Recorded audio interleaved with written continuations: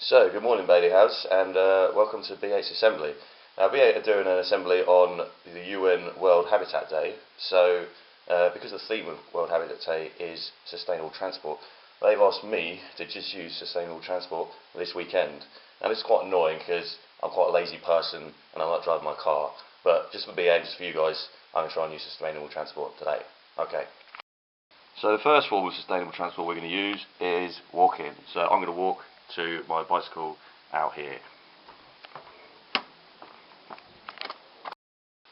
So here we are on the bicycle, B8, and we're going to be cycling down there. Now normally I just cycle all the way to the station, but as the challenge is to clock up as many sustainable transport methods today, we're going to be cycling to the bus stop. Exciting. So the bike's all locked up, we're ready for our next bit of sustainable transport, which will be that bus stop just up there, taking the Route 17 route, made famous by the Ricky Gervais film, Cemetery Junction. So here comes the bus, number 17, amazing scenes. So, we just got off the bus, and now we're going to use the next form of sustainable transport, these rental bikes. So this is Chris, he works on the Ready Bike scheme here. Chris, what do you think about sustainable transport? Well, in Reading it's growing slowly, but it's really necessary. We're going to get gridlock in our town soon if we don't get a solution. Excellent, thank you very much. So what's so good about the Ready Bike scheme that you're part of here? Well, we picked a good year to set it up because the summer has been fantastic and thousands of bikes have been hired. Brilliant. We've got 26 stations around Reading for people to hire bikes if they're commuters or they live in the town and want to get from A to B quickly without being stuck in a jam, then this is the solution. Excellent. Thank you. So here's the Ready Bike stands. Basically what I have to do is put some sort of code into this little panel here. Let's give it a go.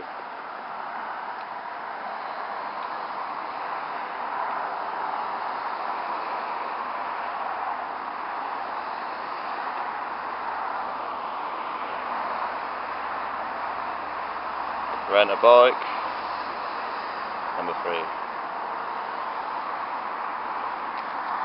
Let's have a look.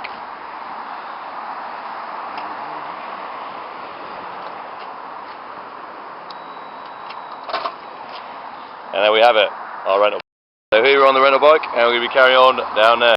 So here's something that makes sustainable transport easier, a cycle lane. Another amazing discovery here, a whole road dedicated just for bikes. So we've finished with the Ready Bike now, have to lock it up.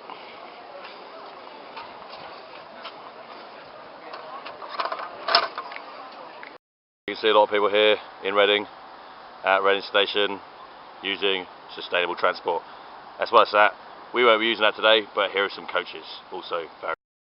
So here we are at Reading Station for our next bit of sustainable transport.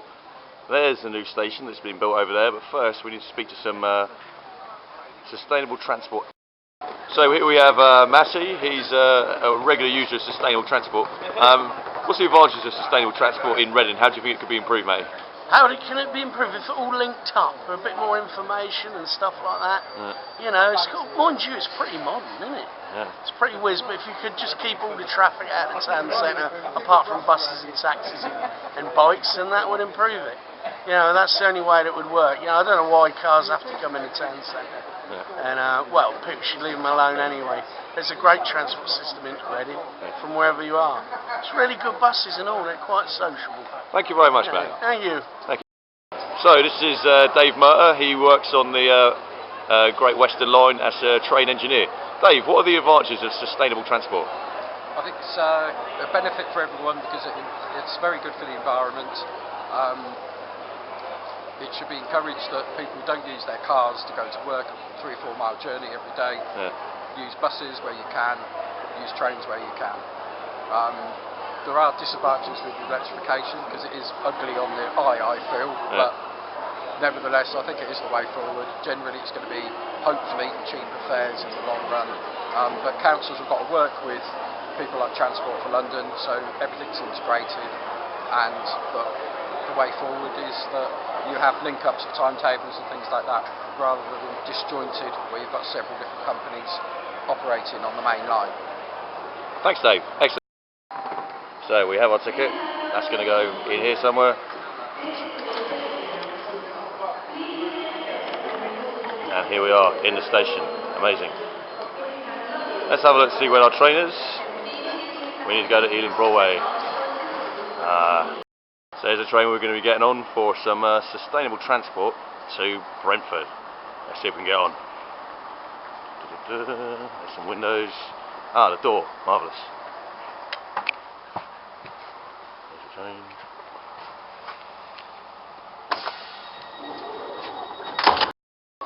So here we are at Reading Station, back after going to football. Well, first off, I'm sure you're pretty fascinated to hear what the score was. Unfortunately, the mighty Reading did lose 3-1 to Brentford. But actually, because of sustainable transport, I've actually had a pretty good day. Could have been a really awful day, you know, going to football, getting rained on, watching your team lose, but because I've used sustainable transport, I've met quite a few interesting people, got quite a bit of exercise, and yeah, had a really good day out. So all of this thanks to sustainable transport. I can highly recommend it.